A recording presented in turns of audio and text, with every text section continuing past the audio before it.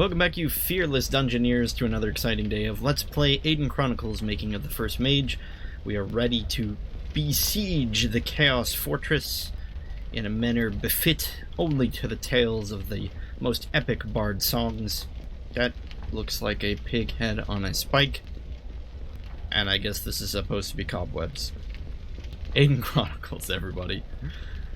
Oh, it's been a little while since I've picked this up, but I'm pretty sure I can just get back into it, no problem. It is a bit odd to jump back into a game that even in its native hardware runs at, I believe, 7.5 frames per second. It's quite choppy, isn't it? That's okay. We are greeted for our troubles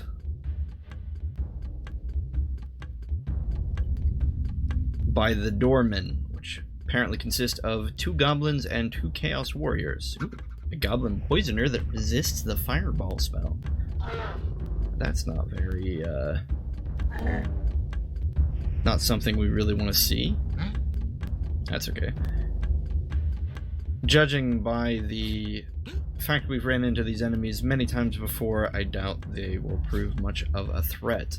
Where did we leave off, though? I've been quite busy with other things lately. We started the Let's Play on Mega Man Battle Networks. If you love MMBN, you should definitely check that out. I can't remember if I ever recorded another episode after the coronavirus hit, but that's why we're recording in a new location. Or it might not be new. I might have recorded a couple episodes previously, I can't remember. Also been working a lot on a card game that has been taking up quite a bit of time. Definitely far in the infancy of the game itself, and won't be ready to be played by anybody anytime soon, but maybe one day. But I thought, you know what? Aidyn Chronicles sounds nice today. So what are we doing? We landed on this island, we besieged, if I remember correctly, it was like 1 billion monsters on the shores of what we shall call Chaos Island. But we managed to wade our way knee-deep in the carcasses of every single Chaos creature we encountered along the way. Sans the Marquis. We lost to the Marquis, didn't we? We were unable to best him, the Djinn, in combat. I think I said we were going to go back and talk to him later, which we definitely will do. Given, I believe there's an item on the island that poses as his weakness, although we're in no immediate rush to do so because we activated the teleportation portal, the gate. Can't remember its official name. So we should be able to just teleport back here, should we want. Did that gate actually hook up to something? I can't remember. It's been so long I can't even begin to remember what we were spending EXP on, so we'll just hold off on analyzing that for the time being. Ooh, nice little zoom out. Good picture of that, I like that. You know, Aidyn Chronicles is an ugly game. Let's just call it like it is. It's an ugly game in a lot of ways, but you gotta appreciate that design. Very intimidating. Oh. Looks like we encounter the secretaries in the foyer of the first room of the dungeon. I know it's the limitations of the game. The game is only programmed, or designed, or however you want to describe it, set up to display 4 enemies at a time, but you do have to wonder at some point why all the Chaos Minions don't just attack you at once. Why they just trickle in 3 or 4 at a time. Perhaps we can chalk it up to the idea that they were not prepared for Alaron's visitation, and the guards who saw him did not see fit to report his presence, thinking that they would just be able to mop up this silly human scum who landed on their island without much incident. However, they were wrong, weren't they? Alaron's still not amazing with that Dragon Fang. Brenna dealing the lion's share of the damage with her backstabs.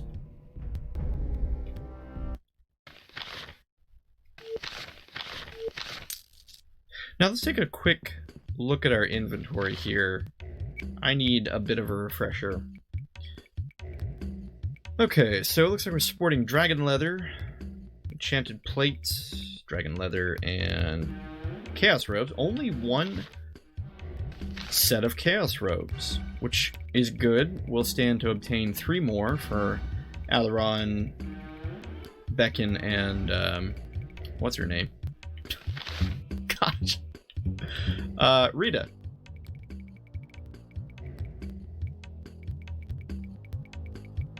Okay. Alright, it's all coming back to me. Very fancy. What do we have here? It looks like some kind of... Well, I would say winged creature, except I think they're bats. Ugh. They're bats with... Are those entrails? They seem to have been cut in half. They're missing their back ends, and their tendons holding their feet are pulled back up. If I had to guess, I would say that that's a manner of killing them in a method to drain their blood, which I believe is something we do to, like in a hog confinement. Although they seem to have been fashioned into almost what would be considered chandeliers. Now let's press on. Oh. We get weird music, and then immediately another soundtrack. It's odd for Aidyn Chronicles. Typically you just have one song and that's it. Or no songs, and that's it. No song seems to be the prevalent choice. Alright, we'll light this up with some dragon flames to avoid hitting party members, although it seems that it's not going to be very effective. I think we ruled that Fireball in most circumstances is just a better spell.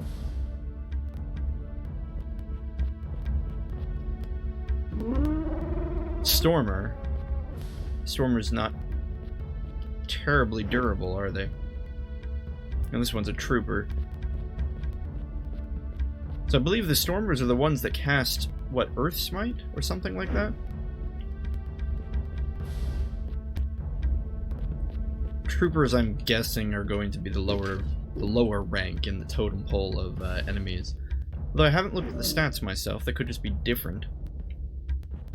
Although typically that's not how Aidyn Chronicles works. Enemies that have the same model, or very similar models, tend to have a hierarchy of power,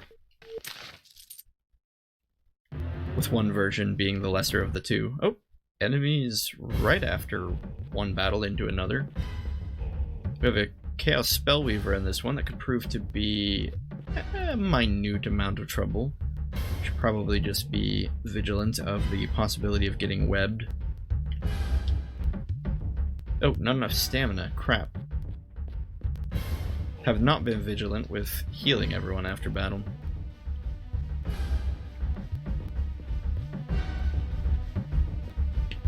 We probably don't really need any naming spells in this fight. I suppose we could try to do Verse Star. No. Rita's not really trained in it. Since Star would give us protection against the Starlight Web, I believe. Okay, he opens up with Mirror, so we're not going to really be able to cast magic on him. It's fine with Alaron out of commission, stamina-wise. There's not really going to be a lot of spell casting in this fight.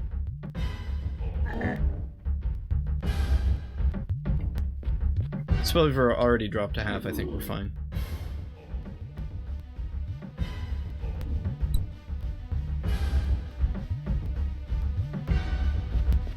At this point of the game, the Chaos Warriors aren't really any trouble. Usually does require somebody to get behind them still to deal consistent damage, but I think even 4 Chaos Warriors at this point really wouldn't be threatening. They do have a frustrating amount of armor, though. Now we're gonna get a freebie. Gonna get behind this guy in spite of being right in front of him. We weren't considered to be in melee. Alaron's just kind of throwing away his turns here. We might as well just have him skip and move out of the range of potential danger. Lacking that stamina, he is kind of at half HP. Yeah, those guys are slow, aren't they? They don't take very many turns without Chaos Scouts to cast haste on them. Alright, if I had to guess, I really should have watched the last episode, to or at least the end, to sort of get an idea of what we were going to do. If I had to guess, though, we were probably saving Rita's EXP until we could go back to Talawalk. Probably the same, actually, for our 3 spellcasters. And then Beckon is free to spend his EXP as he wishes. However, he's already at Warrior 10. Does he even use a shield? I can't even remember. Hafton. Could spend a point on Hafton. I can't remember. He's using a blood axe, isn't he? Or something like that. Yeah. Is that two-handed? No, it's not. He has a shield. He has a chaos shield. Does everyone have a chaos shield? Yeah. Okay. Except for Brenna, because she can't use shields. My goodness, are there 3 fights in here? Okay, now wait a minute. For some reason in the back of my head, alarm bells are going off because of these scorpions. Did we have trouble with scorpions earlier? And the bigger problem is I didn't heal Alaron.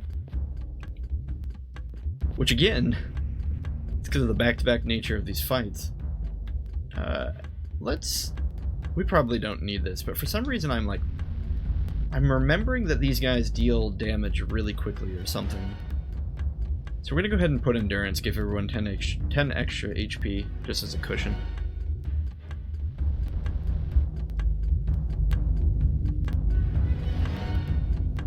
But if memory also serves, is that they die just as quickly as they deal damage. So maybe we can overrun them here. Oh, that's a lot of HP.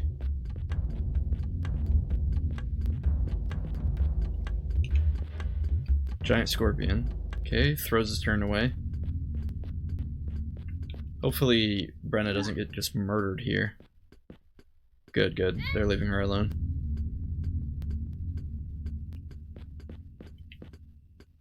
I wish we could cast some kind of magic, but we're going to use a stamina potion to get Alaron back into the swing of things. We could probably do it without him casting spells, but I'm nervous. Yeah, I don't like this. I don't like that Brenna's taking damage.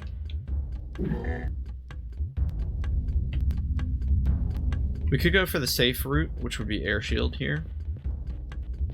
We'd also try and fireball some of them. I say we fireball. You don't need defense if your enemies are dead, right? Looks good.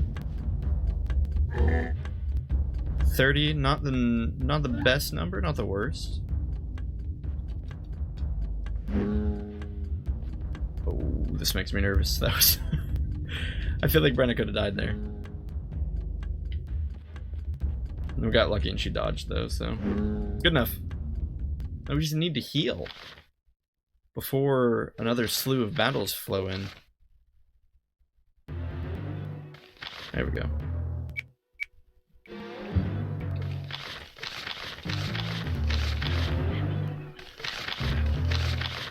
Wait, what's going on? Oh, Brenna can't heal, she's too tired.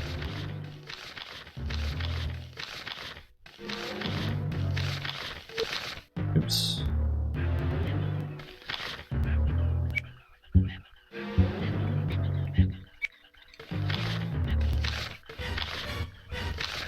Dun, dun, dun, dun.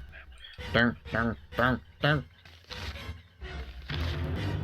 Guys, this is the music we have. We gotta enjoy it.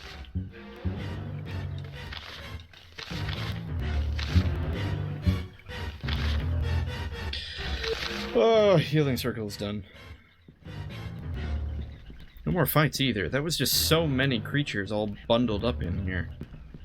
We seem to have come into some kind of campsite. Looks like we have a butchered cow, the entrails of some random creatures. Ah, those are humans.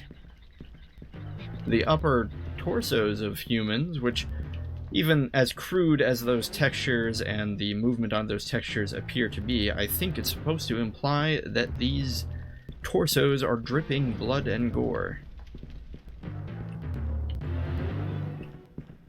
Cherry. Oh, that's a head of a minotaur. Well, at least the chaos creatures kill indiscriminately. Oh, and another... Can I help you? Oh, okay. It was just a battle, but we had to run over and hit the A button to trigger it. Kind of funny. Yeah, I'm liking this. I'm liking this fireball. 4 fireballs. All on these grouped up warriors. There's nothing wrong with 40. There's nothing wrong with 40 and 30 damage. It's a lot of damage. Against all 4 of them, it's about 160, right? But I want that number to be higher. We fought creatures that were able to deal 80 damage to us with magic. Why can't we do that? What are we missing? I don't think it's intelligence-based, is it? Intelligence just factors in the likelihood of an enemy resisting a spell. It doesn't add damage to the spell, does it? I think that's dependent on the spell rank itself. I think. I don't know. Downed. I'm gonna have to use Dragon Flames after this. Their party members are too close.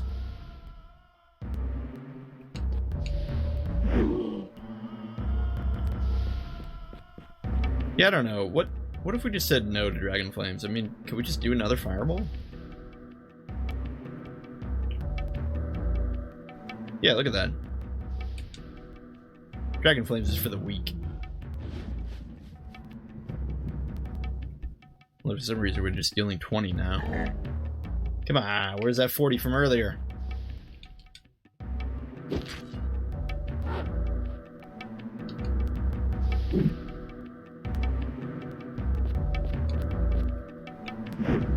So I can't rightly remember the whole point of this castle that we're in. Or temple, or establishment. Certainly seems to be a focal point for the creatures of chaos. Chaos shield? We don't want shields, we want robes! Some kind of statue that's attracting dust and cobwebs. More entrails. What do you suppose that is? Is that just... Yeah, the chaos creatures gotta eat? And they're untidy creatures, or... do they revel in the corpses of their enemies? I would be more inclined to believe that they draw, you know, the whole blood magic thing. That they draw their power or their strength from the life force leaving the living or something. Oh, we're back to happy music. More torsos on the walls. What appear to be... What are those? Are those hands coming out of the cages? Are we supposed to think that there were prisoners up in there and they just died and now their hands are sticking out? Seems we have 2 battles here. 2 potential spellweavers. We need to remember to boost Alaron's stamina since he spent 2 fireball spells worth of stam. Appeared to be 10 stamina each. Still though, it's definitely worth it to spend 10 HP to deal 160 to everybody.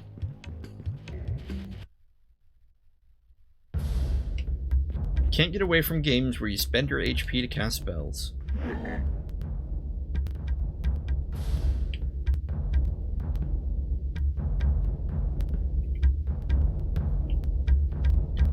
Ah, we're missing someone. Ah, but now Beckon's in the blast. How do we not have that spellweaver on the left? Do you see that? How? These cuckoo bananas. I don't understand. Oh, now we got him for some reason. Whatever, take it. Immediately resist spell. Wow. Ugh. Disgusting. That could have been better. It is a Stormer, perhaps his, what is it, wisdom? Is it wisdom? Willpower. I believe it's willpower. Perhaps his willpower is high. Who knows?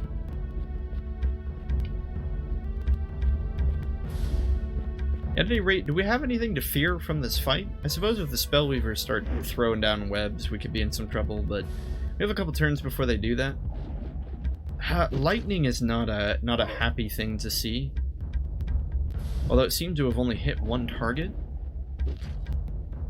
Okay, it's not going to deal a lot of damage to Rita. Yeah, here we have a multi-target lightning. 11 damage is okay. If they deal 11 damage to everyone, that's something we can handle. If they're dealing 30 like they did at Beckon, that's probably not something we can handle. In fact, I think I'm going to have to heal Beckon here. I don't want to. Much rather have him just swing the axe, but I think we have to preserve him. Brenna gets her choice here. She can backstab either of the Stormers, not in reach of the Spellweavers. Spellweavers are the greater threat in the long term, but I think we, in the interim, have to focus on the Stormers to stop them from lightninging us. So we're gonna go after the Stormer here. Yeah, I feel much safer now with that in play, or should I say out of play. I could try casting Stupidity. I hadn't thought of that, but you know, these are spellcaster enemies. Oh, but they're gonna resist. Okay, we got a Stupidity on the Spellweaver. Maybe that'll help. We could try it again. Nice. Okay. Well, 2 out of 3 isn't too bad. I don't know if Alaron had much better of a move. He could have fireballed twice, but I get the feeling that the enemies would have resisted for the most part, especially with the Spellweaver with Mirror on. Of course, at this point, it might not matter that we Stupidity'd that Stormer. Yeah, it didn't. Okay, well, I guess we're okay. Is that the one we Stupidity'd? If it is, I'm gonna be mad. I think it is. Guess it doesn't matter that we lowered his intelligence. Still an able enough spellcaster to still manage their spells.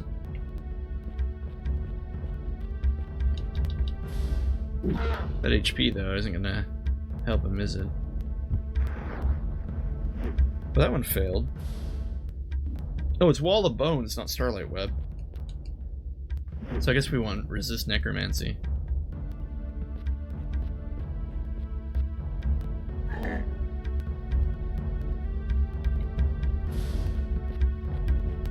Oh well. Oh wait, no, that is the one, isn't it? No, that symbol's just the symbol for clumsiness, sorry. I saw the clumsiness symbol and thought it was the symbol above the Spellweaver.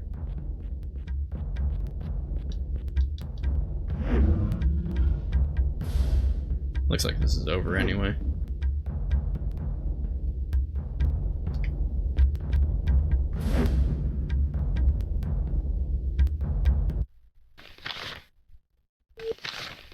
Oh, more Chaos Robes. One step higher into greatness, my friends. Who takes it? Who has the existing one? Brenna, that makes sense, since she doesn't have a shield.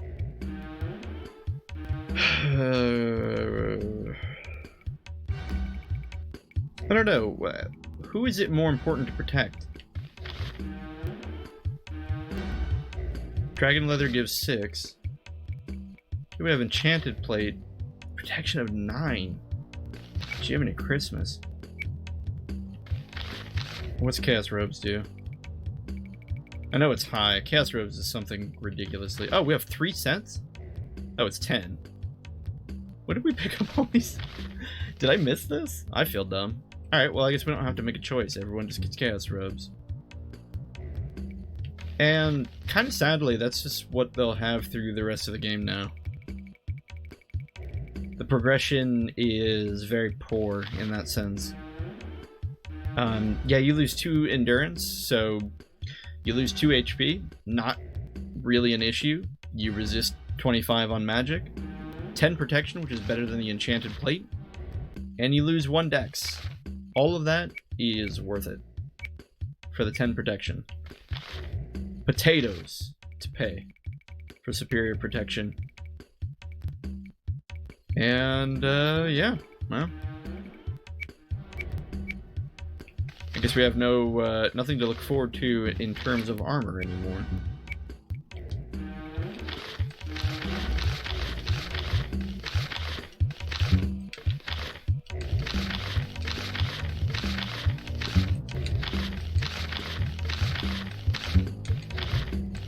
Let's go ahead and give it a save, just in case something actually horrible happens. Wouldn't surprise me. We're gonna have to handle this Spellweaver. Looks like it's the same fight as before.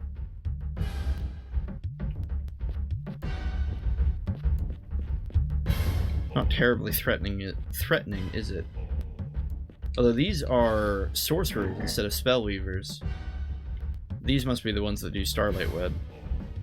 But I couldn't tell you the hierarchy. Are sorcerers better than Spellweavers? Or are Spellweavers better than sorcerers? Or are they just different?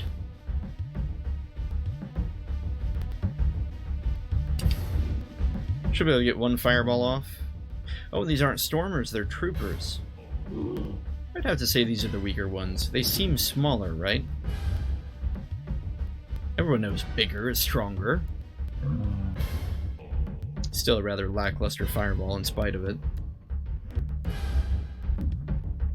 I think that was Earth Smite. Earth Smite is definitely less scary than Lightning, just because I believe Earth Smite is limited to just hitting 1 target.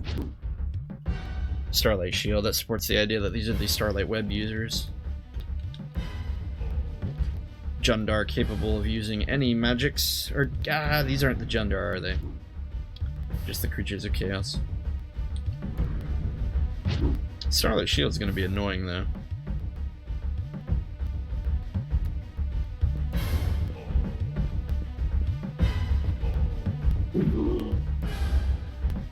They're utilizing those Chaos Swords, the one that we picked up at the beginning of the game but never used. When would you use that Chaos Sword? I think speedrunners favor that thing. Just because of how early you can get it. You have to have quite a bit of strength to wield it. But I suppose if you're speedrunning, you're probably min-maxing pretty strongly anyway.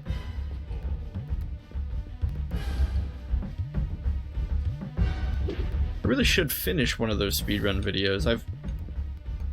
They tend to be kind of long. Speedrunning Aidyn Chronicles, as you might imagine, is not the quickest speedrun. Several hour long speedrun. I always peter out when I watch one about 3 hours in. So I've never seen how they handle this part of the game. You think they stealth? They just pop a stealth potion and stealth through? I mean, really, what have we done here that was mandatory? Like, we haven't flipped any switches, we haven't acquired any items, we've just fought a lot of creatures.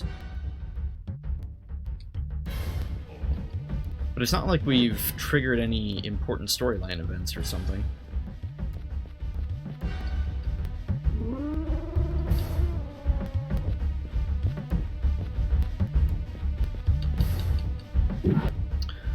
I get it. The Spellweavers cast Mirror, but the Sorcerers cast Starlight Shield. So one is better against physical defense, and the other is better against magical defense. Or should I say, more prepared.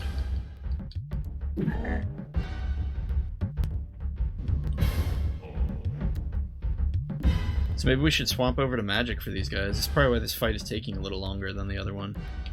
Because of that starlight shield.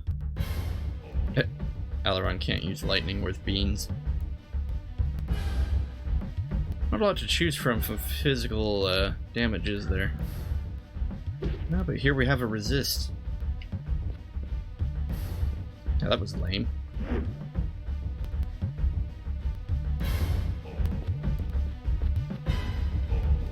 Yeah, we'll just have him chuck things.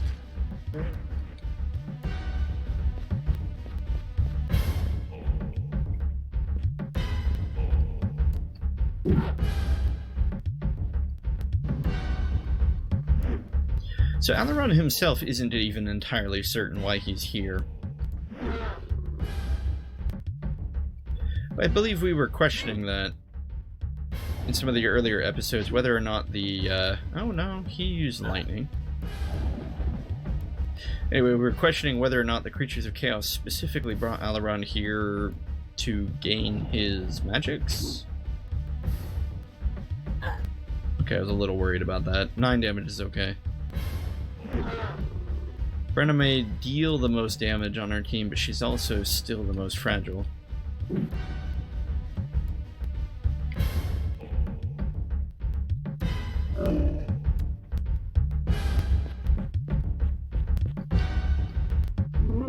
Perfect.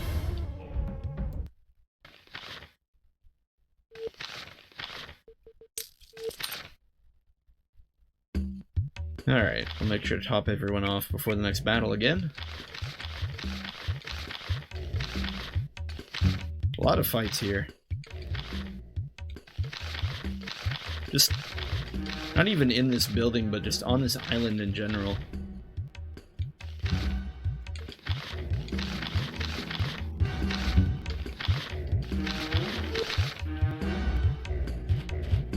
We appear to have an altar. A piece of paper on it. Teleportation. Okay. Did we ever gain the ability to learn that? What's the wizard requirement? Teleportation. Hey, we learned it. Teach it to Brenna? No. Need a higher rank in wizard. I would teach it to Rita, but as we discussed, we're probably going to lose Rita at some point, so we'll hold off on teaching her teleportation. Teleportation is not that exciting. I also hate to say it. Ooh, is that a lieutenant? What are you? What's a slayer? Anyway, teleportation is not that exciting. It literally just teleports you in combat. It's... I guess if I had to analyze it strategically to see what it actually... to say what it actually did, it stands to get you out of a melee combat situation. So if you're in melee range of something and your movement range is really small, you could... I could see having there be some advantage in being able to teleport away from the enemy and get yourself out of danger. The problem is that in practice, there's very few times, as long as you're prepared, that you're really going to need to do that. Especially if you're just playing the game like the way you should be and not putting your mages in the front line where they're going to get surrounded, then you probably never will need it anyway. Especially at the early levels. Here, we'll bring it up and I'll show you. The early levels, its range is laughably small. Like, you can run further than you can teleport. Now, here's a question, though. What if you move to the edge of your movement range and then cast teleport? So you can effectively double your movement for a turn. Okay, maybe that's another good reason to use it. We'll have to test to make sure that's possible, but let's see here. Alright, so let's say you move to the end of your range. Can you teleport now? Yes, you can. Okay, so it also extends your movement. I guess that's another another feather in the hat of teleportation. What do we want here? What's going to kill us? I think a lot of things are going to kill us. I think we want air shield in this fight. Especially with that Slayer present. We needed all the defense we can get. Might even be worth it to use Mirror, I'm not sure though. When it rolls back to Brenna, we'll take a look. Or not Brenna, Rita.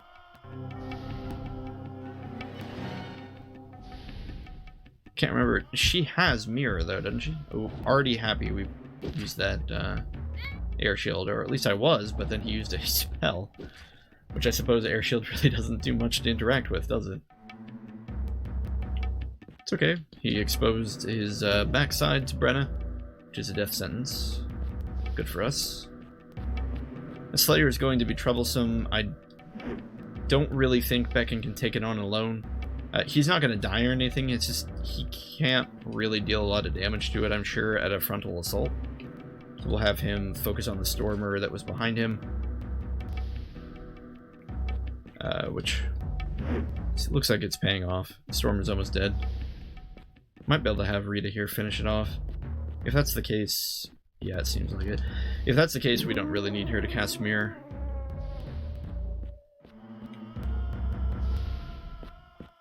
Maybe we'll have her... No, she can't reach this one. I don't know, I don't like her being right in front of that Slayer, but she'll probably be fine for a turn, right? She's not going to accomplish much, though. Oh, Slayer decides to go after Becken. No, just walks towards Becken and casts debilitation on everyone. So in a sense, we're kind of neutralized on our armor with the effects of air shield and debilitation in tandem.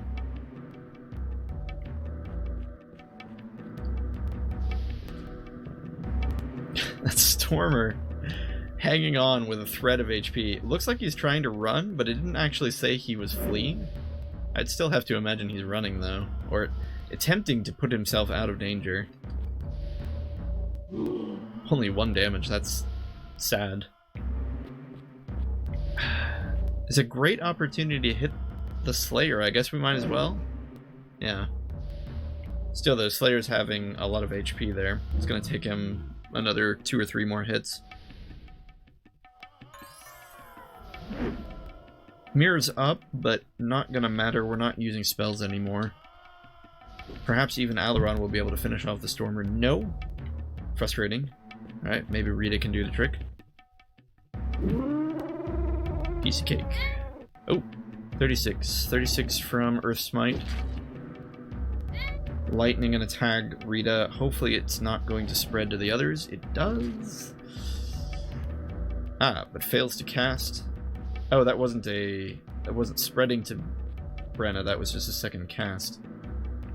Really want to go for the backstab here, but with Brenna below half health, I think we have to play it safe and go for the healing.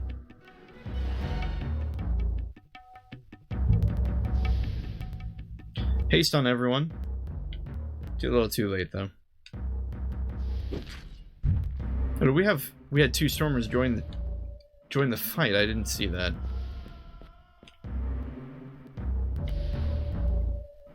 Okay, that's fine.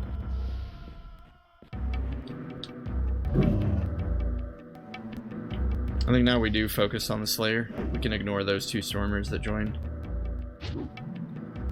They might be troopers. It's kind of hard to tell.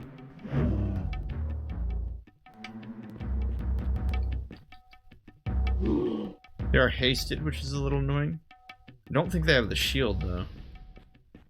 You know, Rita really isn't dealing any meaningful damage to the Slayer, so we'll have her focus on the Stormer.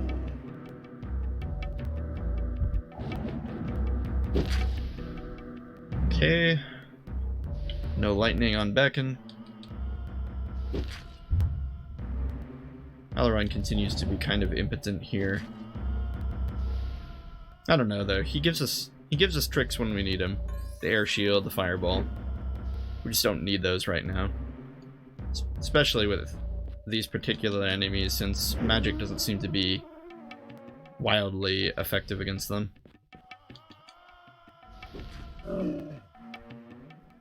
Although, has the air shield even mattered? I don't think these guys have even hit us with any physical attacks.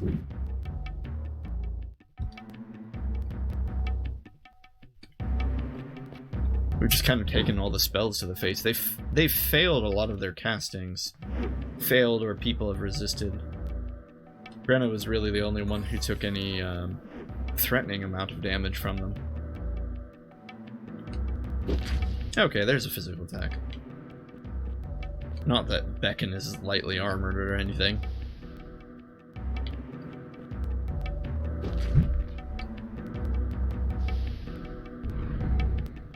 Clumsiness. Loss of dexterity is a little annoying. Impactful, I should say. Especially with all of them hasted. Again, though, we're too late in the fight for it to really matter.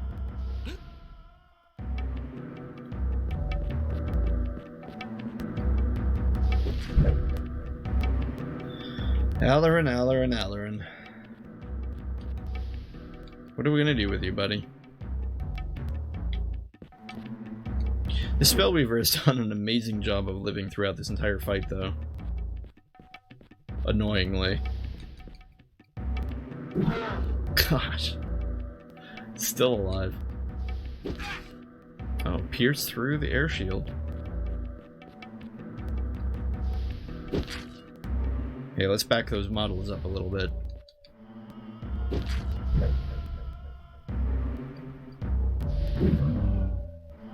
Nine damage. Oh. Thought we hit the Spellweaver. There we go. Finally, Spellweaver's dead.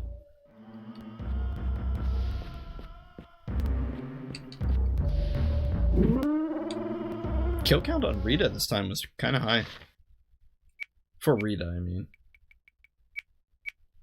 Still banking that EXP. A lot of EXP on Special Brenna? 57,000? Oh no, that's actually quite low. Compared to 240,000. Yeah, Alaron only has 55,000 as well. Actually, Rita just has an insane amount of EXP. What were we saving that for? It has to be a trip to Talawalk.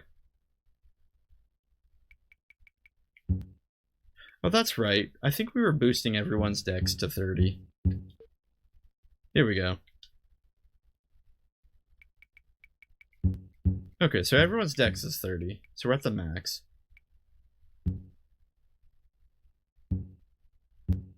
We could go strength. Or even willpower. I mean, willpower has its benefits. Problem is you can cheat with willpower. Or not cheat, but like you can cheat on getting it. You don't really need it. Except for a couple enemies. And then you can always get lucky and hope that they fail their casts. Could get 30 int on Alaron. Alright, so can't get any better at casting spells in that manner.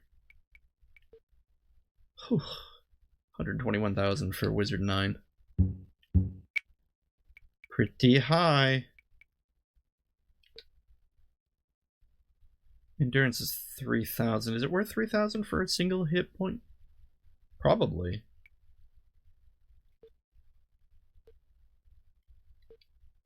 Yeah, we'll give him a couple hit points here. Put him up to 20. That's 5 extra HP. How on earth does Beckon only have 20 endurance, though? I mean, Alaron I can understand, but Beckon? Where's all his extra HP coming from? Looks like stamina. That's 5,000. What do we need Beckon to do? Probably just hit harder. Yeah.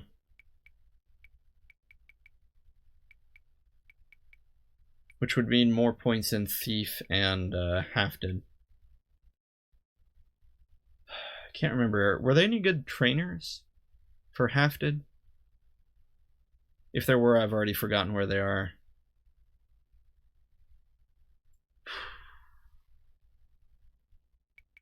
We don't need it right this second, do we? Not really. And the thing about Beckon is he's gonna cap out in EXP before any other character because he doesn't have to spend his EXP on spells. So it's kind of okay if we waste his EXP, if that makes sense. Thief is pretty expensive, though, and I do know there's that thief in, what's the port town? Port Said. Pretty sure there's a thief there. We could just bank his EXP and then let the thief in Port Said teach him. It's probably a better idea. Cannot hold any more herbs.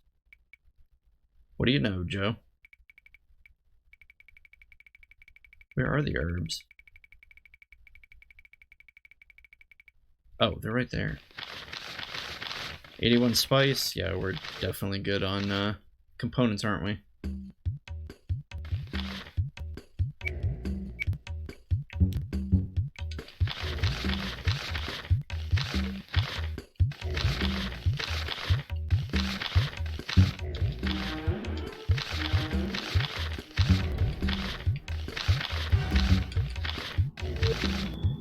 All right. Well, what room are we in? Number 3? We found a teleportation scroll on an altar. Kind of cool, I guess. If it weren't for the fact that it's kind of, I don't want to say garbage, but not terribly important. Got kind of a neat lava motif going on the floor. I'm actually, you might think I'm just trying to take the scenery in, but I'm actually trying to figure out where we need to go. This is the door we came in, right? Oh, what? Wait, I didn't hit the A button. So I don't think I opened a door. I must have accidentally gone down a set of stairs. We'll have to turn around and take a look.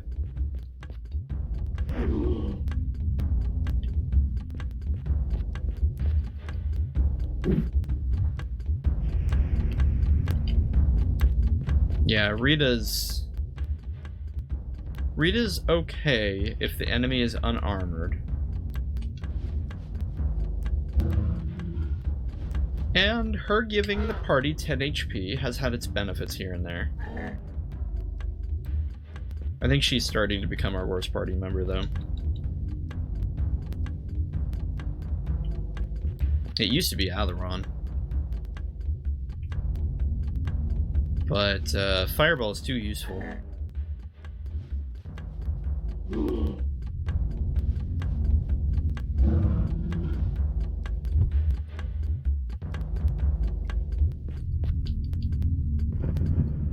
It's not exactly Rita's fault either. She's not trained as a warrior. The fact she does any damage with that spear is a credit to her own ability. Yeah, 36 is nothing terrible. As far as a mage, she can hold her own as well. At least for a little while. There's a scout over there off to the side. Huh. Looks like he entered in as a reinforcement. Hopefully he just leaves, though. I don't want to chase him down.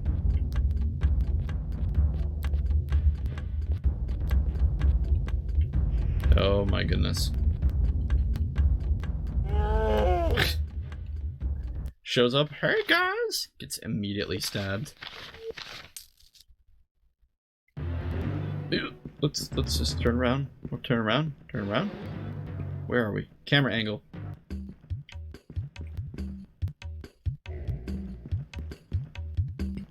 Yeah, look at that. I'm not hitting the A button. It's immediately putting us into that door. I'm just confused because I thought that was the door we came in. What was the door we came in? What on earth? Is it just gone? Oh wait. There's a door. And there's a door. You know, I'm pretty sure that doesn't make any sense. Like, physically, is it possible for two doors like that to lead to two different locations? I can't. I wish I could pan the camera angle up more. Whoa. We're walking on lava there for a second. I wish I could pan the camera angle up more, but I can't. Okay, I suppose if the stairs were twisted in just the right way, maybe those two doors could lead to two different places. But look how deep they are. into that rock. Okay, no, this one is angled. Oh, apparently you immediately enter that one as well. Anyway, that one is angled down. This one is angled up, I guess. Still. Okay, gotta. So here's this giant enemy crab. Oh, there's no crabs here. I was promised crabs.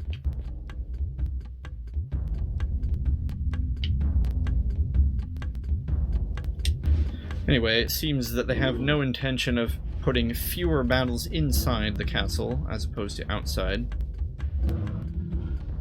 Stacking multiple battles within even a single room here. It does at least give you a sense of the weight of the location that you're in, that this is not a happy island filled with normal creatures. We are in the heart of it.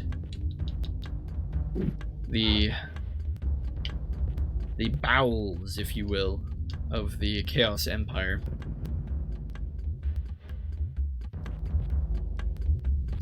I truly wonder, though, what the intent was for the developers of this game for this location.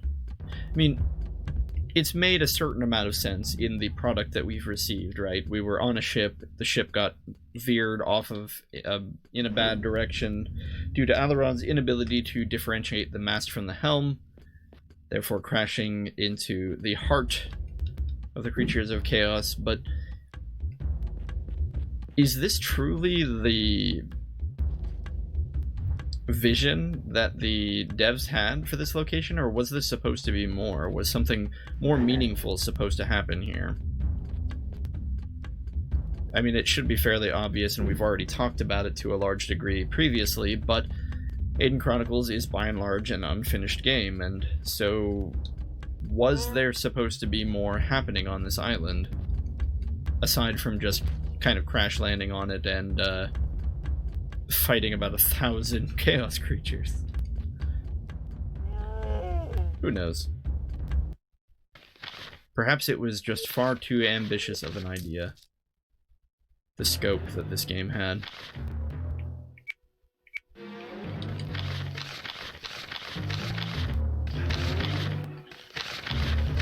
Oh, you know, we need to heal Alaron after he spent all that stamina to heal everyone else. Oh my goodness.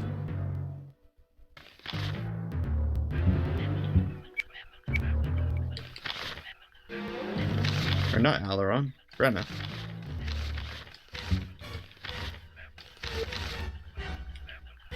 Well, I gotta fight this crab.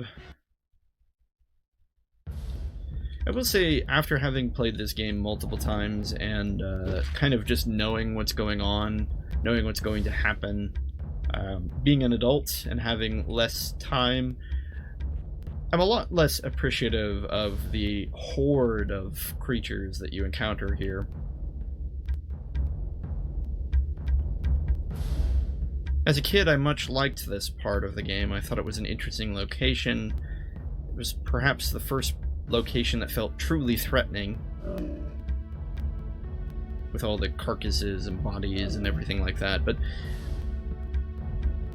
we're in no real danger here, or at least not against these creatures. Now, if we ran into a set of monsters like the ones that we found on the bridge to Halawak earlier before we left on the boat from Port Said, then we would be in some trouble. But I don't really think they're going to throw those kinds of monsters at us. And so we're kind of in this situation where we're just pushing on through the same monsters over and over and over again. It's supposed to give us this feeling like we're, you know, truly lost amidst this sea of opposition, but instead it kind of feels like a chore. In fact, my mind really isn't even present on these fights. Do you think that's the difference between an adult playing a game and a child? Or perhaps the difference between inexperience and wisdom?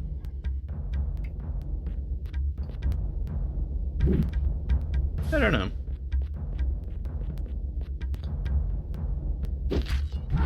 Certainly games that are repetitive and feature monsters that you fight over and over and over again are not unpopular, even today.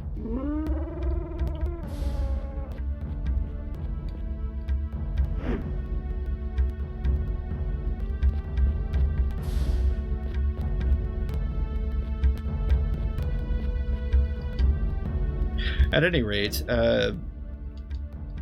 much like the position we found ourselves in at the goblin camps, we're no longer threatened by these creatures, and so at this point we just are asking ourselves, what are we looking for? What are we going to encounter here? I suppose at the center of our purpose being here, we are looking for a way off the island. Well, we're not even looking for a way off the island, are we? We're just kind of poking around while, what's-his-name fixes the ship. Oh, well, we don't want to nuke Brenna, so we won't do that.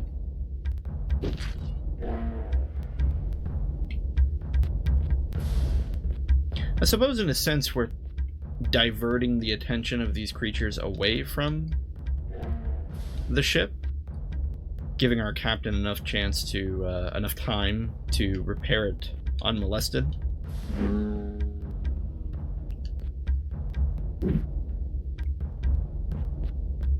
I doubt the creatures on the island would have just let him repair the ship without accosting him in some way.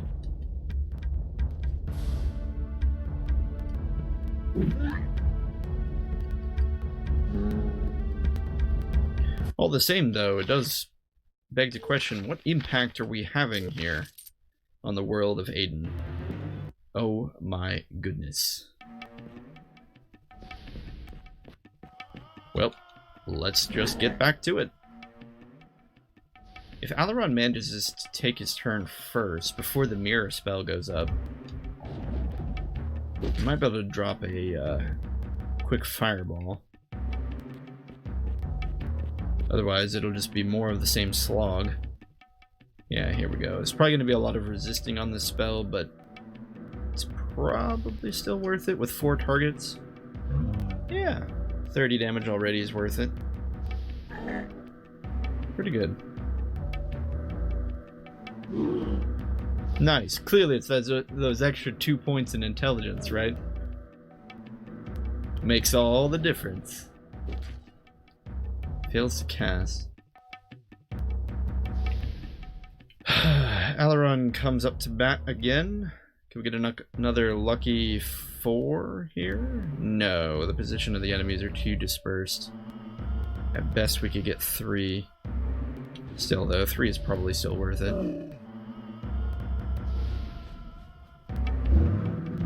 A little bit lower numbers this time. Drop to just above half HP. He should still be fine though, because these guys are going to spend a lot of time buffing themselves. At this point the party should... Whoop, no, but resist on the spell. Lightning isn't too terribly threatening. I think the worst we've seen it deal is like 30 to Beckon. For whatever reason. I don't know why it dealt so much damage to Beckon. It's not like he's specifically weak to magic or something. He has no more or less willpower than anyone else on the party. In fact, he might have a little bit higher than Alaron. No, we should take a look at those stats. Willpower. I'm always hesitant to put points into it. It's just one of those things, right, where it can be useful, but only in certain fights. And if you're not in those fights, the stat is, well, essentially non-existent. No, just throw the Dragon Fang. Throw the Dragon Fang, Alaron.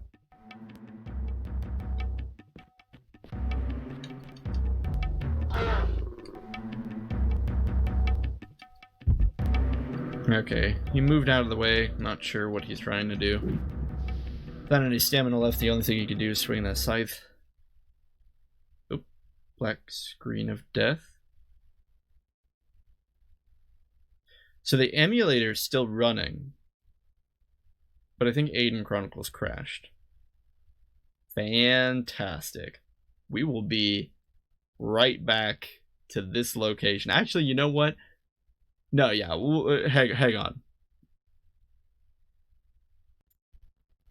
Okay.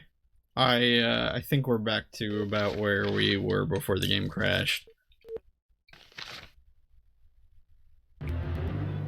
Okay, yeah, because we cleared out all the monsters here. I thought we did. So, you might think this is the identical battle to the one we fought previously, but I had already fought this battle, which means that there are 2 battles in this room that are identical to this one. Oh, do we not have enough stamina to cast? Frustrating.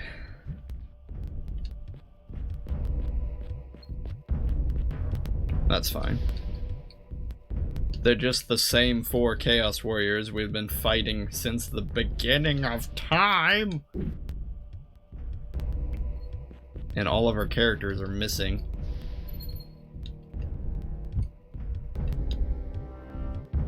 Oh well.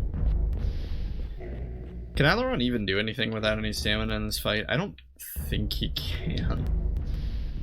We'll have him heal, and then at least he can cast like a single fireball or something.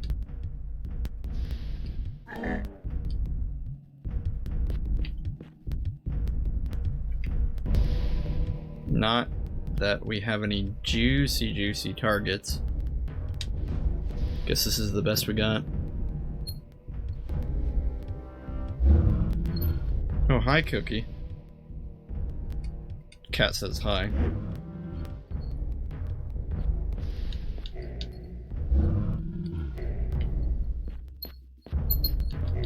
Shush! No, don't eat the Oculus Rift. Or Quest, or whatever this thing is called.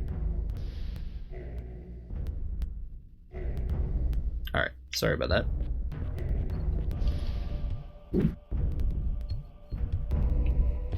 I think the problem is she's learned that if she chews on things that are important to me, I pay attention to her.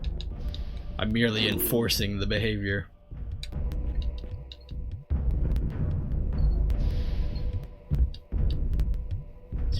Look, we've got shields like you! We wear your robes! How do you know we're not Chaos Warriors at this point? Okay, seriously, Cookie, leave that alone!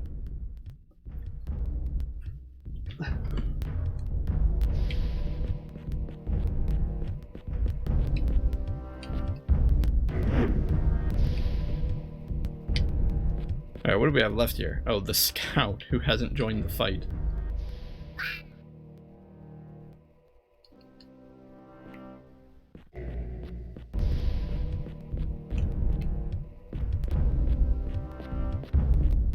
So I feel like, you know, I know I was complaining about the number of fights in this room, but I feel like the reason behind it is it's supposed to be like a barracks.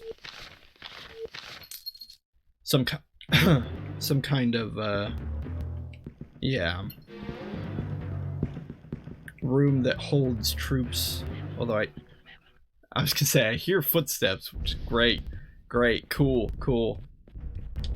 Spellweavers. And, oh gosh, we get the best of both worlds in this fight, don't we? Spellweavers and, sorcerers.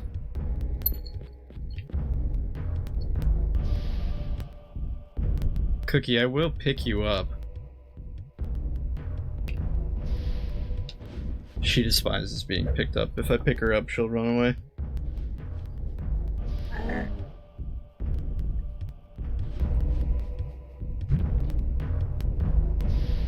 So it looks like we whiffed on that spell pretty badly. Not surprising, these are all spellcasting monsters. It would make sense that they have a resistance to spell castery themselves. Although they're gonna take their time to buff and Starlight Web, or not Starlight Web, Starlight Shields each other, which buys us enough time to wail on them. Question is, how many targets can they hit with that Starlight Shield at once? Here's 1, 2. If they hit the whole bunch, that's gonna be annoying. No, just a 2. So that one over there hasn't been shielded. We're gonna focus on him. But Beckon's too slow. He can't reach there. So I guess we'll focus on the sorcerer instead. If Brenna can reach that Spellweaver, we're gonna go after him first.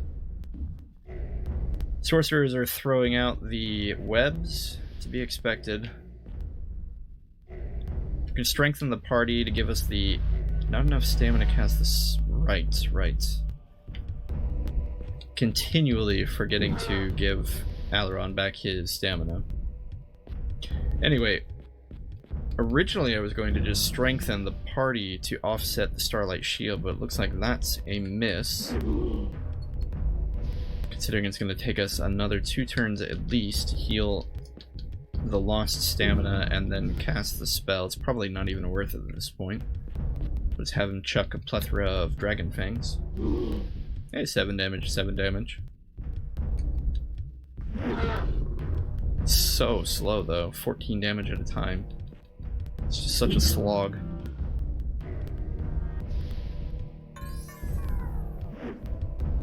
Spellweaver continually throwing down Mirror, or rather continues to throw down Mirror, and gets shielded in the process.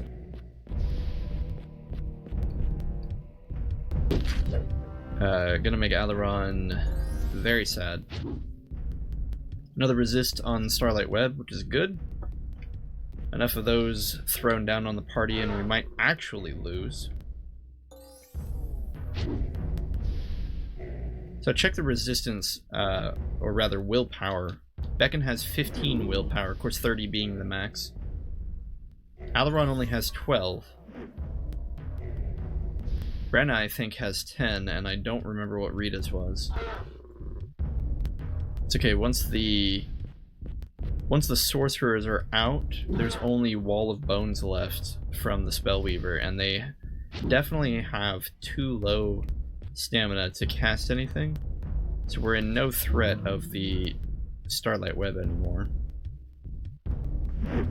Beckon mandatorily is going to have to hit one of the 2 on that are nearest to him, since he's locked into melee range there. Otherwise we would have had him just go straight for the Spellweaver, since he's the only one that's an actual threat at this point, which we'll do with Rita.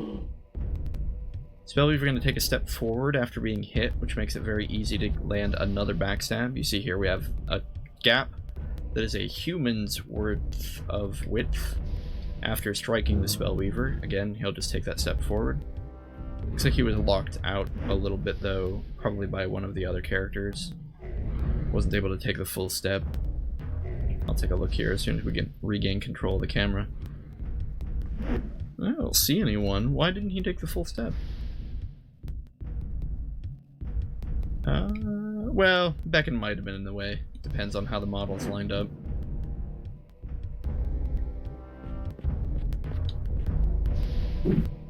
Anyway, the fight's over at this point, isn't it?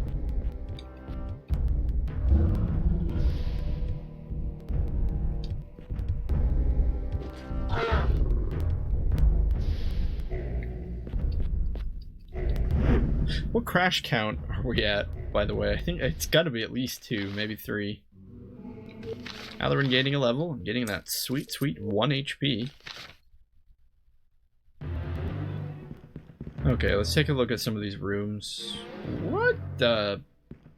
Okay. I don't know why we suddenly got into a fight with another thing, but... Right, Alaron has no HP. Sorry, solving that problem.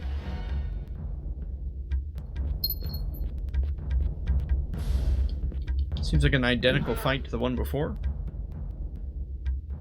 2 Spellweavers, 2 Sorcerers, a little frustrating because we already know we can win this fight.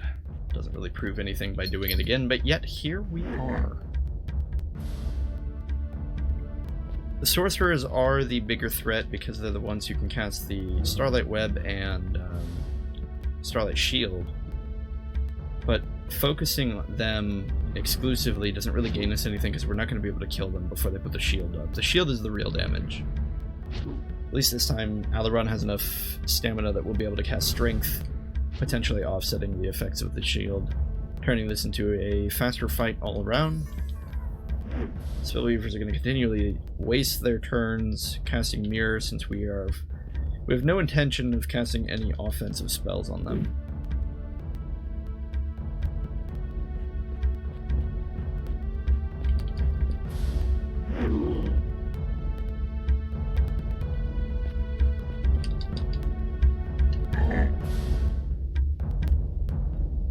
Alaron's up.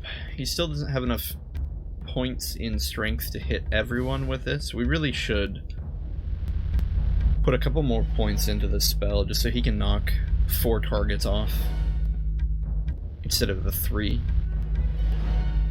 Essentially increasing our efficiency by, what, 150%? Is it 50% or 100%? It's 50%. Well, it'll take 50% less time. There, we'll say half as much time to cast the spells. No, unless we don't cast it because I totally forgot to that time.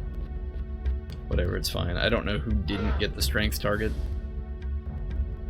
Problem is, it's almost guaranteed to be Alaron as one of the targets, which is annoying because he's the one who benefits the least from it.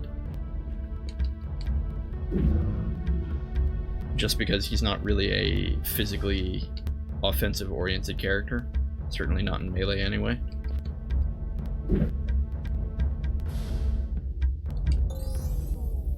Oh, he gets webbed. Well, you got the strength spell off. That's probably the best you could do here.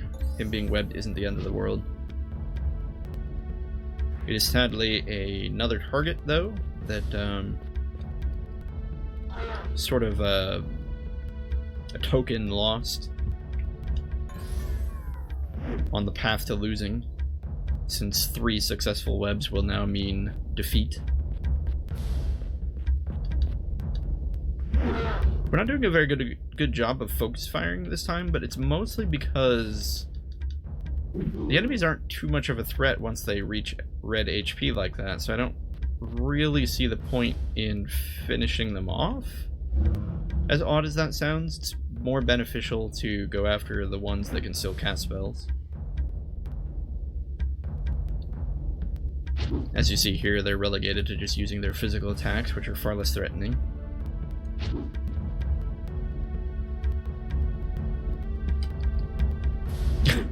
Look at them all grouped up like that. Pity we don't have a fireball available for them. Or rather, that fireball would not be effective against them.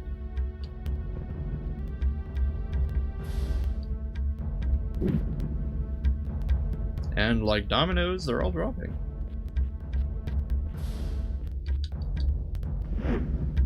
Maybe now we'll get to explore the barracks in peace. More chaos robes. I should probably make sure we're actually equipped with them. I don't think the save file I had to load... Yeah, we still have the robes equipped. Anyway, I'm a little nervous to hit this switch. What is... I didn't even expect there to be a hidden passageway. Is there one over here? Yeah. Look at that. What did he even do?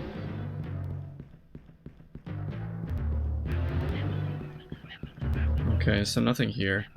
Oh, gems that we can't possibly use. We have 99 last time I checked. Yeah, I'm starting... I don't know. Are these barracks? Another weird door? Maybe this is... Hey. That looks suspicious. You can see the seams right there. Like there's something behind that. Anyway, I was going to say maybe these aren't barracks, but then there's the patches of grass over there that sort of suggest a resting spot.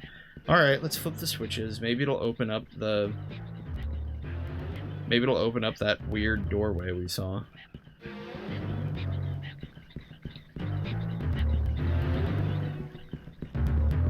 Alright, let's take a look. No? It's so bizarre. It totally looks like a door.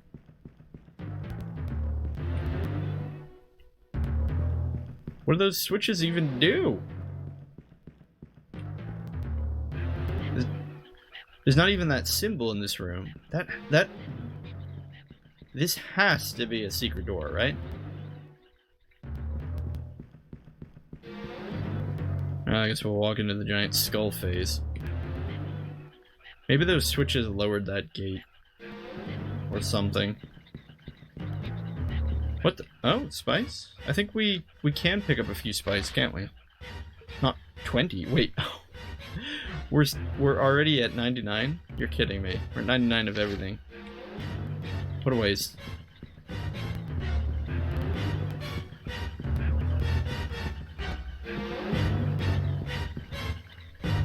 Alright, well, there's nothing over here.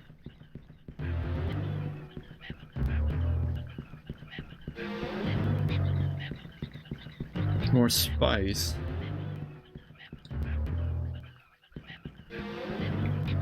Well, okay. I guess we just keep plowing forward, right?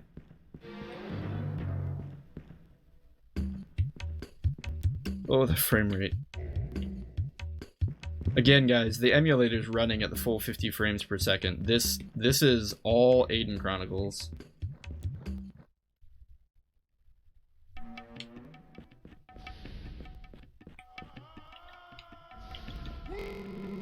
So it's interesting, we're apparently running into a hobgoblin? I guess the goblins and the hobgoblins are in cahoots with the chaos creatures, which explains why they attacked, or rather set up camp near Alaron. Spirit Shield is going to be exceptionally annoying, but what can you do? Although if these are the same low-level creatures we were fighting in the camps outside of Alaron, then we have nothing to fear. It would appear they are the same weak creatures. Or rather, weak comparative to our current strength. They weren't terribly weak when we fought them early.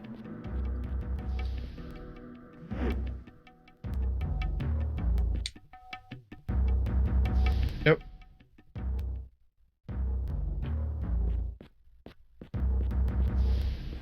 But if we do not fear goblins, if we do not fear really even the chaos creatures at this point,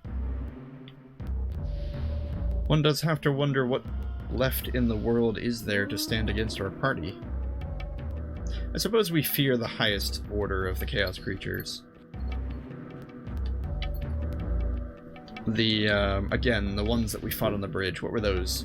Lieutenants or something like that? Certainly strong enemies.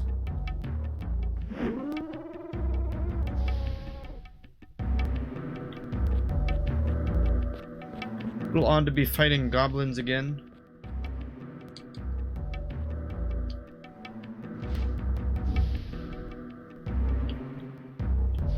They truly appear to be nothing more than fodder. In fact, I feel rather comfortable using dragon flames here, considering our party is dispersed among the enemies to the point where a fireball, well, we could have fireballed the three on the right, or the left. Probably would have been fine.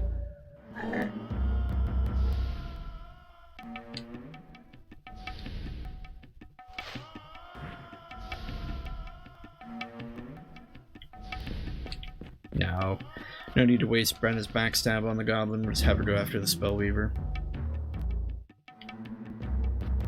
Rita can certainly handle the goblins.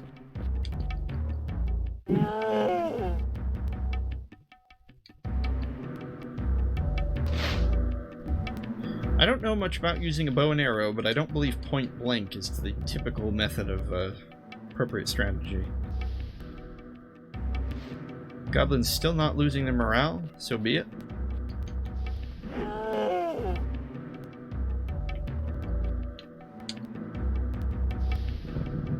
Nice.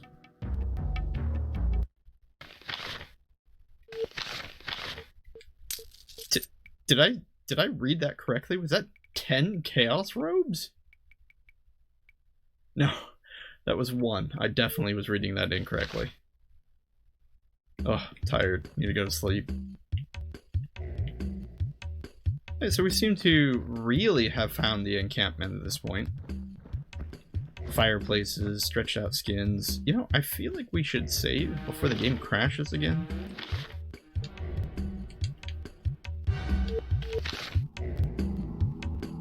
Oh, a battle. More rather meaningless creatures. Fine, I guess we can fight them.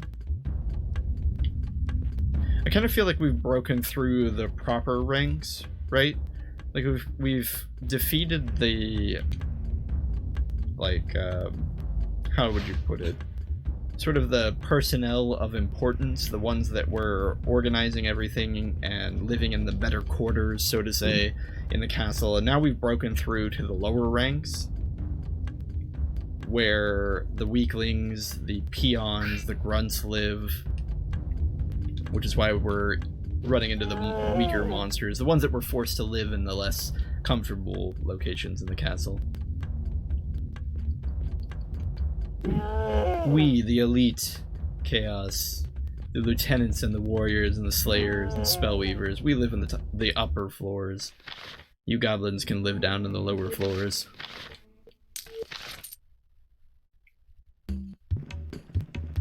Still hear footsteps. Yep. Another hobgoblin, it looks like.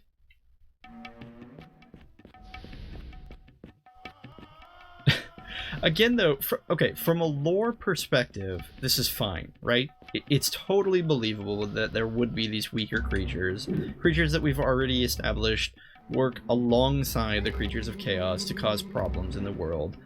It makes sense that we would find them down here. The problem is that from a game balance, pacing, mechanics perspective, it's a total waste of time. We've already proven, so to say, at this point that we can fight most of the chaos minions. Certainly it would not be a stretch to say that the chaos minions are far greater of a threat than the goblins.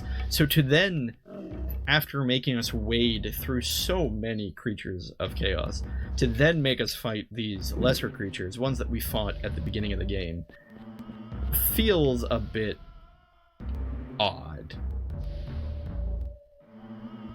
One might even say a bad game design choice.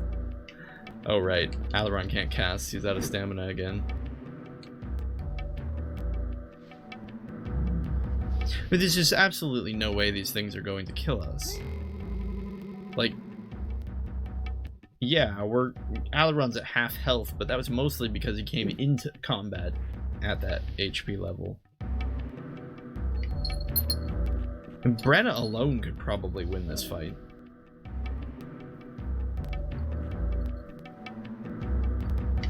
Rita could if you had the patience of Job. It would take a while. Alright, I guess we just heal and cast spells on the next turn. It might be a good idea to invest in some stamina for Alaron, just kind of make life a little more convenient. It's not necessary, but...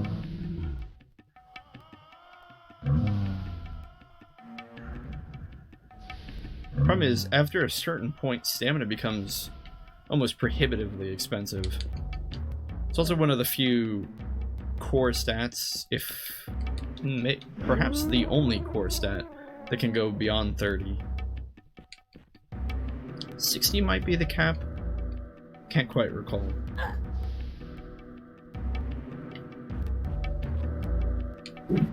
The cap is certainly high enough that you won't reach it unless you're grinding pretty hard.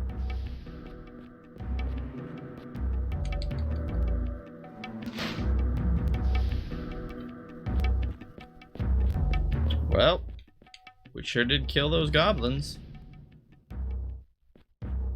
I guess we'll sit here and wait for the next ones to show up.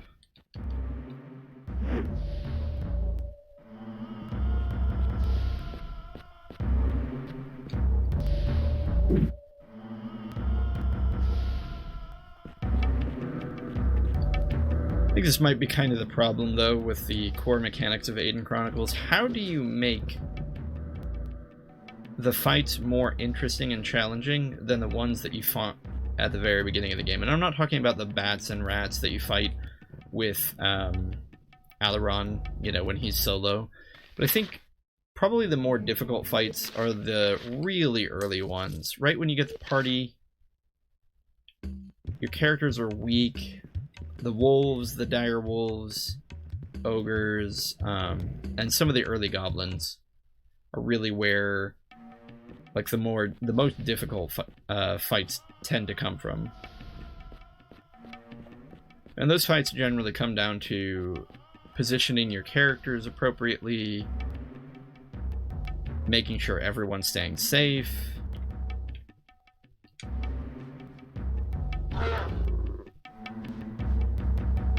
But due to the take-turn nature of the combat, it really is just two sets of stats mashing into each other. And I don't want to call it early, but I gotta say, after... because this is kind of a retrospective, right? It has been years since I finished Aidyn Chronicles again. So getting to play through it now kind of with a more mature perspective. I don't mean that in a hoity-toity way. I just mean, you know, I've spent a lot more time playing games, thinking about game design, balance, that kind of stuff. I might have to come to the conclusion that Quest 64 is a better designed game. Both games are unfinished. Both games were made by the same company, released on the same system, have similar characteristics, but I think because Quest 64 relies on you to play this sort of odd game of thinking about the patterns of your spells, their area of effect, how you can maximize the efficiency of, you know, grouping your enemies into certain shapes and then using spells that match those shapes. I think Quest 64 is a better game. No, because even after saying that, like, the words tasted foul as they left my mouth. Perhaps better is the wrong word.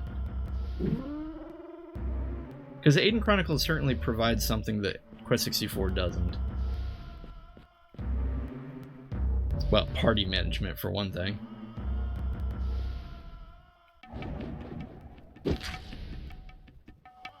Perhaps Quest 64 provides a better challenge. Maybe that's the right way to put it.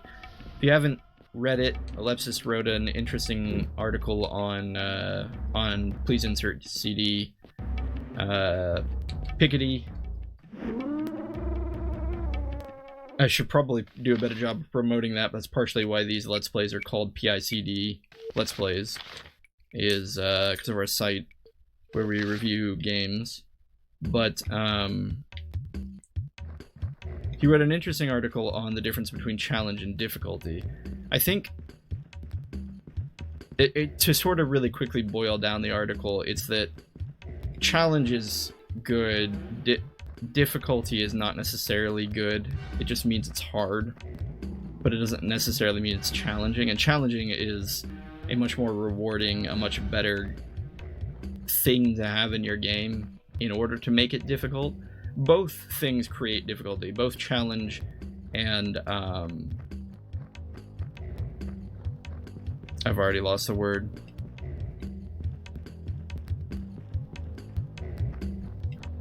No, I think I messed up the words in my head.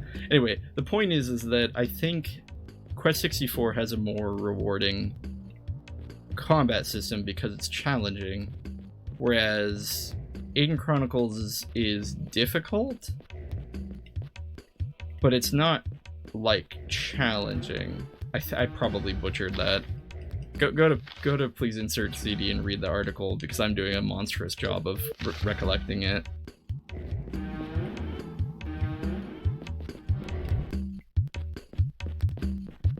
More goblins. This is what I mean. This is so grueling. But it's not hard.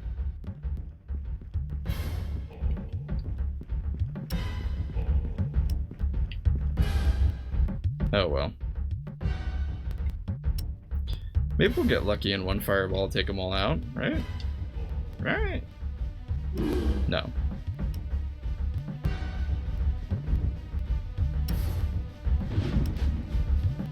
I mean, it would be different, right? It would be different if these were different goblins, if they were I feel like if you were going to make the enemies more unique using the already existing combat system, you would need to give them some kind of interesting spell. Like, the Starlight Web spell is interesting, the Wall of Bone spell is interesting, but there's no meaningful distinction between the two. So you kind of, your fights kind of come into three categories. You have category 1, where the enemies outstat you, and that's through things like armor, HP, even things like Starlight Shield or Spirit Shield. Your enemies are just too durable for you to hit, damage, and damage quicker than they can damage you. So winning in those situations usually involves extremely precise positioning, manipulation of the AI, that kind of stuff. Fight number 2 is a magic fight, where the enemies are going to basically blow you up. I think we could probably put, why don't we, instead of saying magic fight, let's call it a DPS fight. It's a fight where you can still hurt the enemy and they can still hurt you, but they're gonna hurt you really fast. These are things like the scorpions, the big wyverns, whatever they're called. I can't remember the name, but they're the wyverns that don't cast spells. Dracovern, I think is what they're called. Also things like the dryads, any monster that casts a spell that deals a bunch of damage all at once, those are going to be your like DPS races, and that's a kind of fight that you'll encounter in Aidyn Chronicles. The third kind of fight is the incapacitation fight, the one where the enemy's going to Wall of Bones you, or Frozen Doom you, or Starlight Web you. And those ones are generally kind of the trickiest, and in some ways the most fun, because they're constant like battle of tension, where at a moment's notice you can just lose a party member for the rest of the fight. But the game doesn't have to end, because they're not dead, they're just gone from that fight. And right, Alaron doesn't have any stamina. Anyway, they're not gone from that fight. And so it creates this weird, tricky situation of trying to balance perhaps your own counter agents to the spell that takes you out of commission immediately, such as casting Verse Star, Verse Elemental, or something like that. Or perhaps even raising your character's base stats, like their willpower, if you wanted to go that route. But it also comes down to, well, maybe I should just focus fire and eliminate those characters. There's a lot of strategy in those fights, is what I'm trying to say. They tend to be the most fun.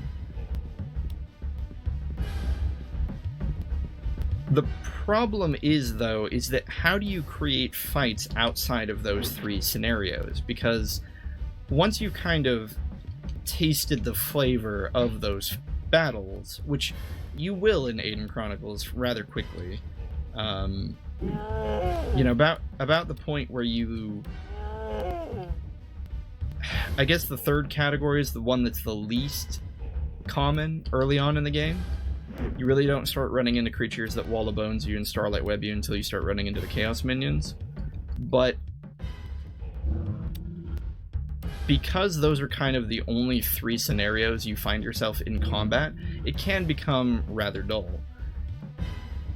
And then there's situations like this battle, where it's a stat versus stat fight, scenario 1, but we're just always going to be more powerful, so we don't even need to try. It's not interesting, I guess is what I'm trying to say. So how do you create a fourth scenario, or a fifth scenario? How do you create more than just those three kinds of battles in Aidyn Chronicles' battle system? And I guess the answer is I don't know. I think you would have to deliberately add in new kinds of spells and abilities in order to make the fights different. Like, for instance, I could imagine there being like a generator monster. Not a monster that creates new monsters, but like a monster that provides buffs to the other monsters as long as it is alive. And perhaps it does things like try to run away from you, or other monsters try to buff it to keep it alive. So it becomes this weird thing where the fight hinges around whether or not this single monster lives. Although that could be frustrating in certain circumstances, so you'd have to make sure that it's not totally obnoxious, but that would require the creation of a new kind of spell and ability that Aidyn Chronicles doesn't have, aside from the Troubadour skill, which, let's be honest guys, is worthless. If the enemy decided to use Troubadour, I think I'd laugh. Troubadour does a very similar thing, though. The character who uses it goes out of commission, they can't move, they can't fight, they can't take actions, but they provide status buffs to their allies.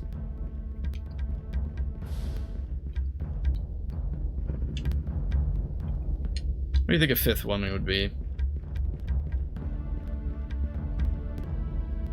I think you'd have to start getting really creative, perhaps adding objectives in the fight itself, such like objects in the fight that became important, like controlling certain zones on the battlefield. Of course, that kind of conversation almost starts to make the game become a completely different game, so perhaps that's not a good idea. That could very quickly become complicated and bogged down. I was thinking like, oh, like certain areas you could hold that had higher defense, or certain areas that increased spellcasting or something, but that could also just become a big mess. Especially because this game doesn't really feel like it was designed for that kind of gameplay.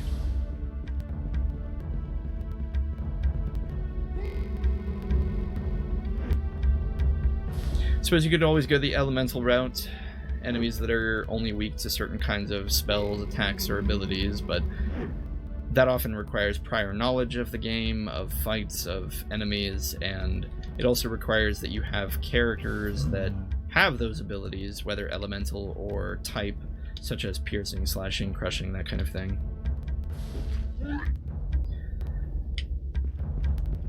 It would almost become a, like, non-existent part of the game because players wouldn't really be able to plan around it unless they'd already played the game, so it would just become a, oh, do you have the ability or not? Not a creative, selective, like, oh, I'm going to specifically seek this ability out and use it because, I don't know, it covers certain elementals, or elemental areas that I'm weak in. Again, that almost makes the game become something very different than what it is now.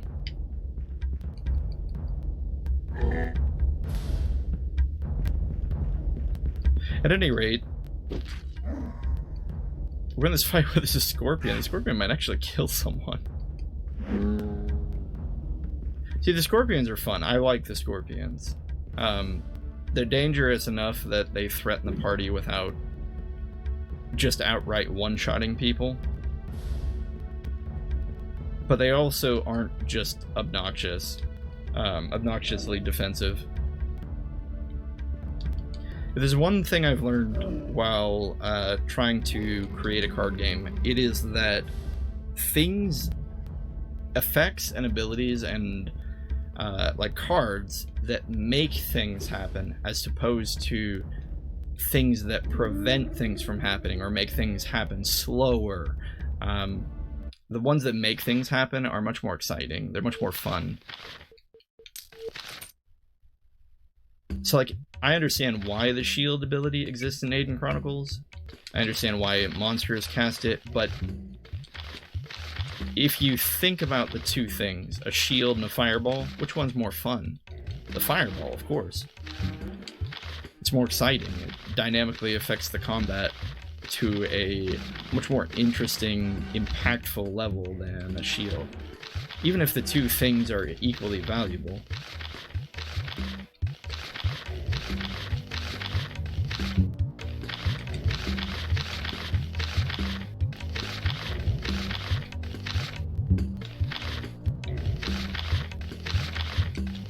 Also, the healing circle's kind of dumb, isn't it? There, I said it.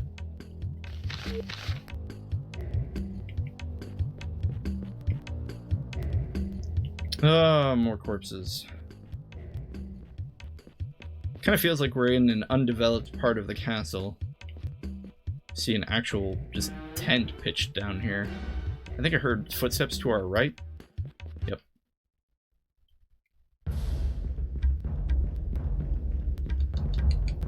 I think what also makes this part of the game hard to stomach is that there's just no dialogue. These creatures don't talk to us. They don't say like, "Ah, it's Alaron, get him," or something. Like, they're just here, and we're just killing them. It's a little bit like Star Wars Episode 2. Like, we're just gonna come out of this and, you know, like,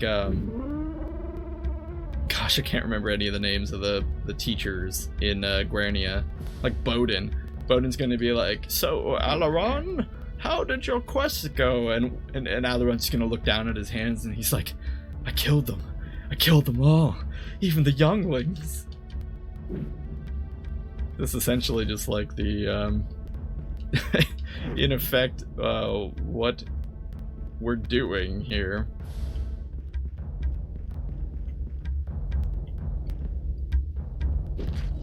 One has to wonder the psychological toll that it would take on a person having slain, at this point, what, hundreds of sentient creatures?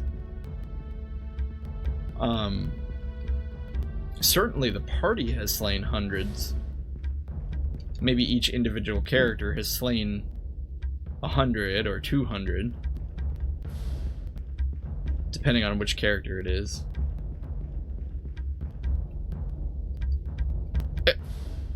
Well, I guess I'm glad they fled. Makes sense. Probably better for the both of us.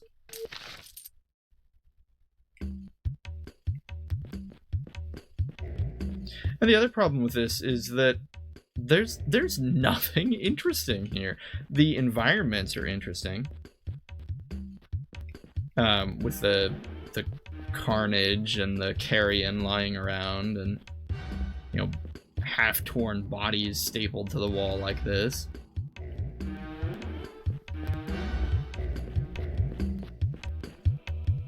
But aside from that, I mean, what are we really doing here? We're not obtaining any new treasure, no new equipment. I mean, I guess we got the Chaos Robes, but those weren't even scripted. Those were just dropped randomly by the enemies. Aside from the Chaos Robes, I mean, there's no gear down here. I guess we found the single teleportation scroll. Okay, so I can't say there was no gear, but it's certainly very sparse. I'm sorry, I'm totally lost. I was just kind of trying to make sure that we didn't skip anything. It looks like there's some water over here.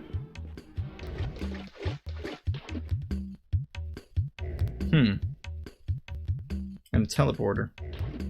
I could flip the switch. I'm hitting the button, but that switch is not flipping. I guess we come over here and fight this guy. Okay, well, if he doesn't want to fight us, that's actually fine. We're gonna go over here and tag this, just in case it's... Oh. Oh, this is the teleporter. So this teleporter doesn't take it. See, I thought we were safe. I thought we could come back to the island at any time we wanted to, but apparently not. Apparently this teleporter just goes into the castle itself. I mean, was that it? Was that what we were supposed to do? We're just supposed to go in and slaughter everyone? Here's another switch. Okay, we sure switched that switch. I also have no idea why that trooper is just not fighting us, and I'm okay with that. At this point, I am... Oh, and now we can flip that switch? Okay. Do the two switches switch each other? Like, if we come back here, we're gonna be able to switch this switch again? No? Huh. Why? Why is there a switch? And why weren't we able to switch it earlier?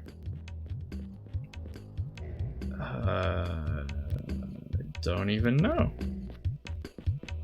Anyway, all I was gonna say is, like, my lust for bloodshed has been quenched.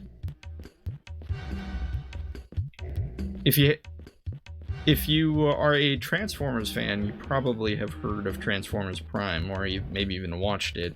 If you're not a Transformers fan and want to watch what is a pretty decent sort of sci-fi-esque TV show with some good plots, not like the best plots in the entire world, but I really like the show. Anyway, all I'm trying to say is there's an episode in Transformers Prime. I'm sorry, a movie. I guess semi-spoiler alert. It's not a total spoiler alert, but it's kind of like it certainly gives away a line that a character gives. So if you don't want to hear it, maybe like fast forward a minute or two. Probably just a minute will do it. Anyway, so there's a line at the very end where Megatron, the villain of course,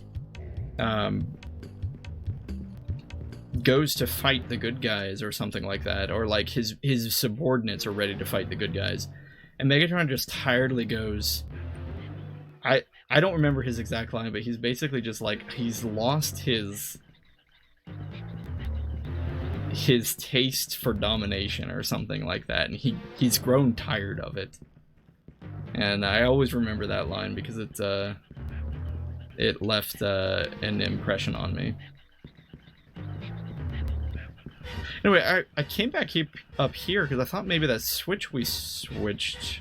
Yeah, that sounds intelligent. That switch we switched... Anyway, that switch we flipped might have opened up that door, but it doesn't look like it. And I guess once you remove all the enemies from this dungeon, it's really not that big, is it? It's just the... What? Can we not... That was weird.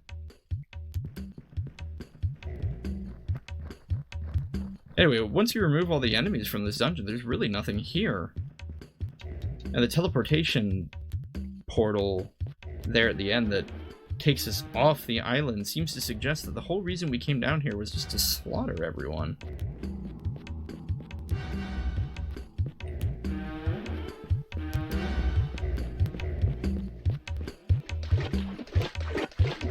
I'm a little weirded out. I thought there was an amulet we were supposed to find that let us control the marquee. But we didn't find it.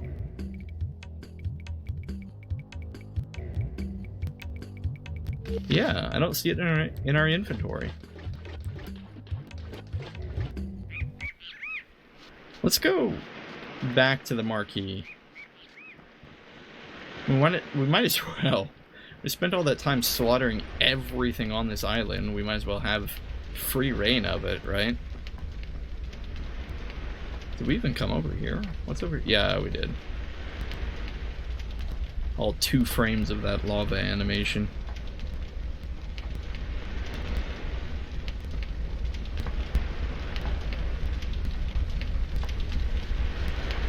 It's going to be a little bit of a walk to get back to the marquee, but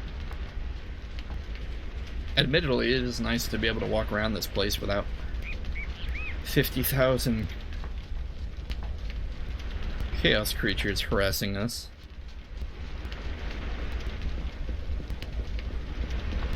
I would assume that Armand is finished fixing the ship at this point.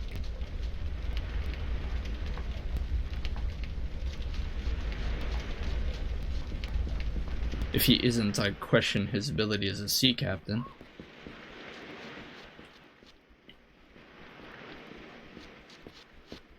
Yeah, so here's our marquee friend, right? He's not going to give us trouble as long as we don't give him trouble. Marquee's probably the best thing about this island.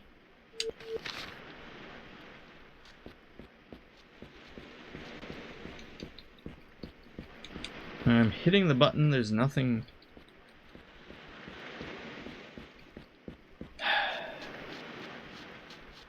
I don't remember where it is. You definitely get an amulet that lets you weaken the marquee.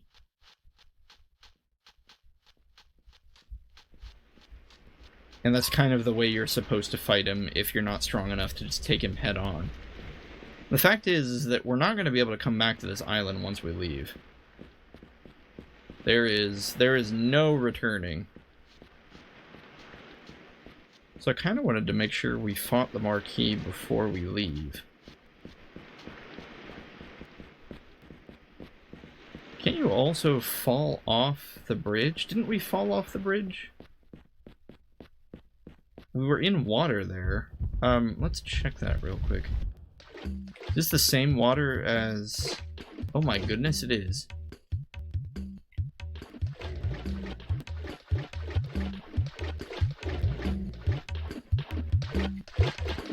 So we could have immediately come down here, jumped off the bridge, and skipped all that fighting? Is that why the switch was pulled? I don't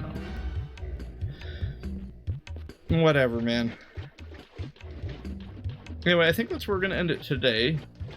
After having slaughtered all of the denizens in the castle of Doom, or whatever you want to call it, perhaps we can finally get off this blasted island and go find Cardog and get Alaron his name. Well, it's been quite a slog, but if you've made it this far, thank you for watching. It's been nice to have a bit of company while we plow through such an old and rough-edged game, but I still have fun with this. There's always going to be a special place in my heart for Aidyn Chronicles. So, when we come back, we'll see what Arman has to say about the ship, and hopefully get off the island. So, thank you, stay safe, see you then.